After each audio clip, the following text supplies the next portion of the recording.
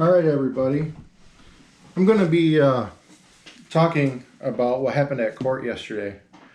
So I have the Mandarandum decision, all right, from the Judge Neto.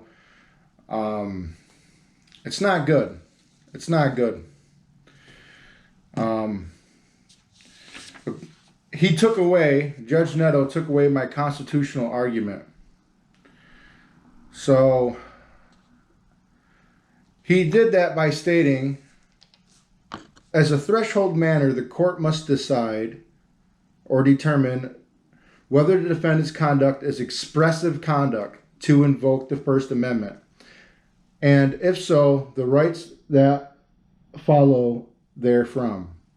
Whether the conduct allegedly compelled was sufficiently expressive to trigger the protections of the First Amendment.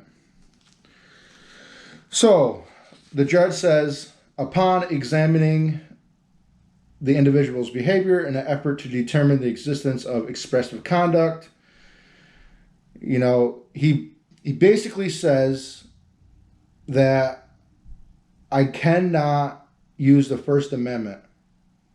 All right? So basically, the judge has ordered that the jury receives no instructions on the matter of the First Amendment. The reason why the judge has done this is because of Andrew Cuomo. Okay?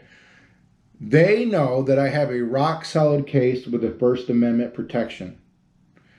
They are now coming up with some hoo-ha that says that it wasn't an expressive conduct. All right? So that's what they're saying, that it wasn't expressive conduct, so therefore I do not have the First Amendment right. So that's not good. That's not good. They're trying to take away my First Amendment right. So here's what else has been going on. Yesterday at court, I told the judge that Mr. Hallett, the lawyer, will no longer be representing me. Okay? The judge denied that request. Okay? I asked for a change of venue. All right? That got denied. The reason why I asked for a change of venue is because the judge has already violated my rights twice. He violated them when I objected to the DA getting an extension because the DA did not have their paperwork in time and they needed an extension. I objected to it. My lawyer said he will give a professional courtesy regardless of what I just said. And that is why I will no longer need the services of John Hallett. The judge is denying it. Well, it's 3 times my rights have been violated because with the scope of this case, a change of venue should be done. Okay? And that means you go to a different county and you go to a different place, and that's where they have all this argument and with the different people. All right, it's too publicized here in Watertown. Okay, so what is my recourse? So what I did is I reached out to, let me pull it up, the fourth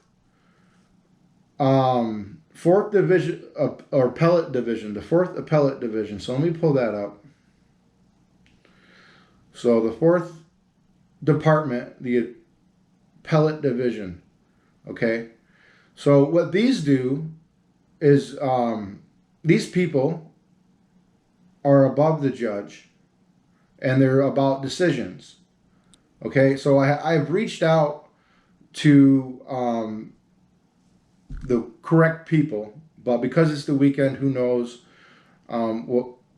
what's going on there. But I can't believe that the judge has determined that I cannot use the First Amendment in my defense. And the only reason why he would come to that conclusion is because he knows it's a rock-solid defense and that I would win. And he has instructed that the jury receive no instructions on the First Amendment. So that means if I were to bring up my First Amendment in court, the judge would probably yell at me and he'll probably give me a warning. And then if I were to bring it up again that it's my First Amendment right, he'll probably hold me in contempt and then he would probably throw me off in jail. because will continue to stand for my First Amendment right. So I really don't know why the judge is making these decisions. All right. I have I did some research, and the Eighth Amendment protects us from enumerations in the Constitution. Enumerations are the states. So if the states are passing laws that are unconstitutional, the Eighth Amendment protects us from that. Okay? And if the judge is citing court cases to determine whether I have expressive conduct, these laws doesn't matter, because the Eighth Amendment protects us so we can keep our rights. So who knows what's going to happen? So I might have to go to Rochester and talk to some people, or maybe we can get people from Rochester up to Watertown. But either way, I still will be claiming my First Amendment rights, Mr. Netto.